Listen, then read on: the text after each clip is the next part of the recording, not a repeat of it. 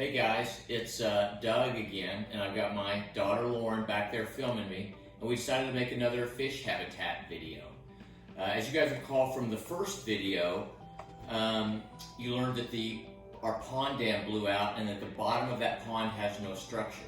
When we bought our catfish, the guy from the catfish farm said that they don't reproduce in ponds, so I took him at his word.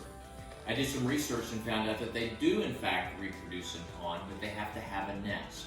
So I found several nesting boxes and stuff like that on the internet, but I was looking for ways to make one affordably, kind of a DIY project that Lauren and I could work on together again.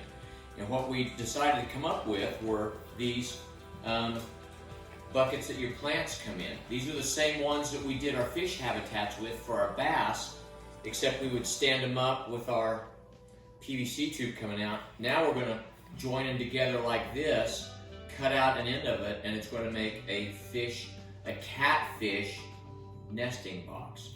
So what I did is I just, these two buckets are exactly the same size. I cut one of them about 1 inch with the same pair of 10 snips that I had last time. Kind of worked one into the other one, and now I'm just going to put a couple of screws around it, cut out a hole, and you'll see what it looks like, and we're going to have a free catfish nesting box. Okay, so I'm going to be cutting a hole so that the catfish can lay their eggs in here and the male can protect them. So I'm using these tin snips to cut it, which cut it very nicely.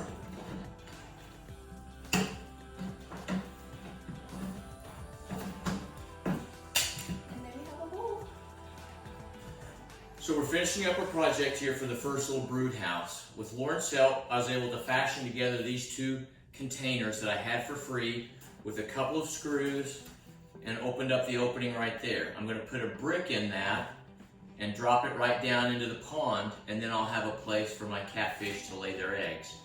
The university says that the majority of these fry will be eaten by the bass and the crappie, but if each brood, let's say they lay 1,000 eggs and 1% of them survive, let's see, how many will that be?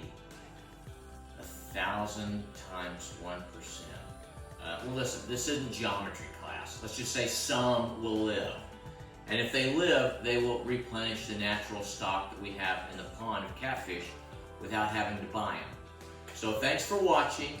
And the next video that Lauren and I produce, we're going to show you how to make bass nests using pea gravel. Okay, so I had enough buckets to make 4 catfish nests. I wanted to show you one other improvement that I made, because what I realized is if I just set a rock in there and sink it and it doesn't sink exactly horizontally, that the thing could be standing up on end. So what I did was I zip tied a brick in there. I hope you can see that. I zip tied a brick in there, so now when it lands, it's going to land like that with the opening right there.